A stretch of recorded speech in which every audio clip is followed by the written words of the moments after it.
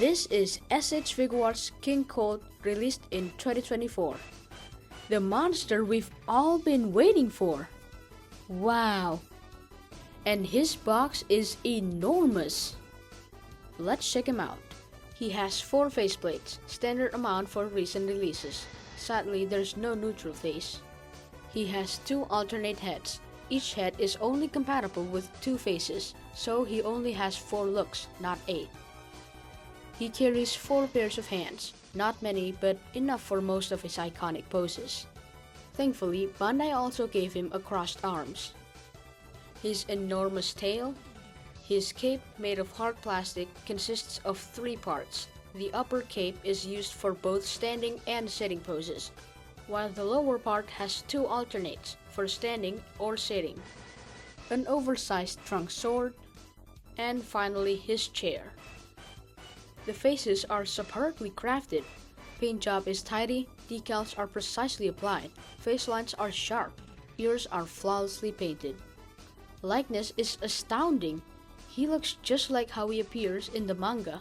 This has to be one of the best renditions of King Cold to date.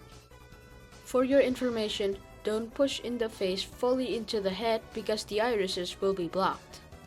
The sockets in the head is deeper than the face pegs, so just push in sufficiently to keep the face attached and the irises visible. The raised brow head is also perfectly crafted. Unlike the neutral head, the face fit nicely in the head without blocking the irises. The open mouth is meticulously crafted, no mispaints anywhere. Everything is smoothly matte finished except the forehead. The forehead is solid colored and high gloss finished, precisely how I imagined it when reading the manga. Unlike Frieza first, second, or third forms. The horns are pre-mold colored in solid matte black. I was immediately blown away by him. He's big, beautiful, and menacing. Except I found some strange brown spots on him all over his body.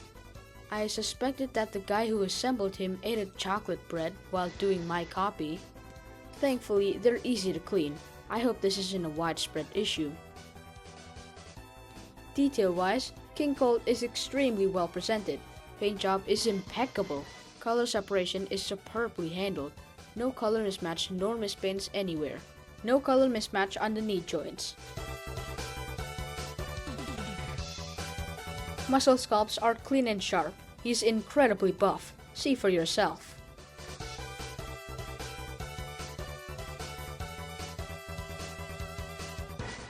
The tail is connected with a ball peg. There is a slightly different finishing between the hip and thigh. His armor panels are remarkably crafted, combining glossy and matte panels perfectly. Each color is a separate part to maintain perfect color separation. His back has 4 holes to plug the cape in. It's particularly shaped to accommodate the plastic cape, so he wouldn't look good without his cape. The cape fits nicely to his body. Gaps are kept at a minimum. The buttons are exceptionally tidy. Cape parts are separated from his body. The tail is solid pink, no shadings, semi-glossy finished. The tip is matte off-white. Based on our close inspection so far, King Cold fulfills all the requirements to be a premium Bandai figure, at least in terms of aesthetics. Now let's check the gimmicks. Bandai included Trunk's sword. The sword has a simple design. It's well crafted and tidily painted. The hilt is removable to allow the handle to slide into his grip hands. Pay attention to the socket shape when plugging the hilt back to the handle. Here's a comparison with SHF BFTF Trunk's sword. Can anyone explain how Trunk's sword suddenly grew big on King Cold's hands? Never mind that. We all should have realized by now that both Bandai and Toriyama are known for scale issues. His chair is just a slab of flexible plastic. The sculpt is acceptably good, but might look too plain and feel cheap in hand. It's pre-mold colored in solid gray and matte finished. The chair is hollow inside, so it's squeezy and feels durable, like break-proof.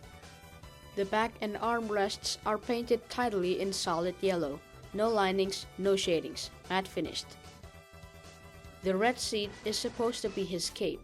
and is a separate part, made of hard plastic. Remote colored in solid red, semi-glossy finished. There's a marking on the underside showing that it is made in Vietnam. Anyone who said Vietnam makes bad figures need to revise their statements. King Cold's body is highly resembling Frieza's second form. It feels like we're looking at an older, more ancient Frieza had he not been beaten by Piccolo. However, there are some parts that Bandai improved for King Cold, such as the tail connection and the butterfly joints. King Cold without his tail weighs 375 grams, and the tail alone weighs 103 grams. That makes the whole figure weighs a whopping 478 grams, making him perhaps the second heaviest Dragon Ball Figuarts, after the Great Ape, outweighing both Broly's. Impressive! King Cold and Frieza's second form's posability are quite similar. That said, he's very fun to play with. It's just that he weighs twice as heavy as Frieza or cooler, so he's quite exhausting to hold. Build quality is excellent, he feels very durable. It's worth mentioning that his arm and butterfly joints are a bit overly tight and squeaky, recommended to oil, and his thigh swivel is a bit wobbly. He has a unique butterfly joint. It's connected to the chest by a ball joint, and the swing range is excellent. The arms rotate 360 degrees, the ball peg is squeaky, recommended to lubricate. Sideways range is excellent, biceps swivel. Biceps peg is big, swapping for crossed arms is easy and safe. The elbow is double hinged, bend range is decent. The forearm rotates. The hand is on a hinged ball peg, standard Figuarts range. The chest is on a ball peg, poor forward and backward range. Doesn't turn much either. Side to side range is acceptable. The abs is on a ball peg, turns 90 degrees to both sides. Side to side range is limited. The legs go up 90 degrees. This is body 2.0 design. Abs crunch is poor, just like most armored figures. Limited backward range. The sideways range is excellent. The thigh swivels. A bit wobbly, not as bad as BFTF Trunks though. The knee is double hinged, bend range is decent. The shin doesn't swivel. The ankle rotates 360 degrees. Foot's up-down range is good, no toes articulation. The tail is on a ball peg, nicely tight and holds his heavy tail well. Every segment of the tail is joined with a hinged peg, rotates and swings up and down. The joints are also nicely tight. Both lower capes are connected to the body with two hinged pegs. The upper part is not articulated. The long cape has better swing range than the half cape.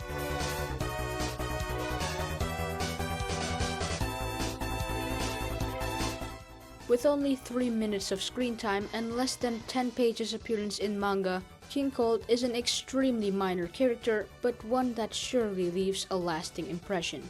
He's a nicely designed character, and this Figuarts rendition is just too incredibly good to miss out on. But before you collect him, here's my thought after playing with him for a short time. Firstly, due to his weight and cape design, he's not an easy figure to maneuver. Plus, you might need a big and strong stand base to support him if you want to put him in dynamic poses, something like a Hot Toy stand base.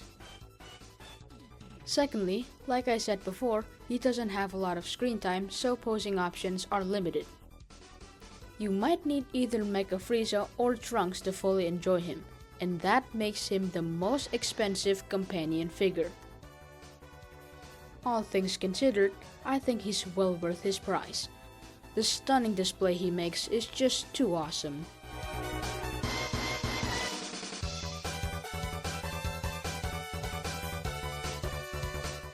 That's all from me. If you enjoyed this video, don't forget to like and subscribe for more videos. Thanks for watching, see you in the next video, bye!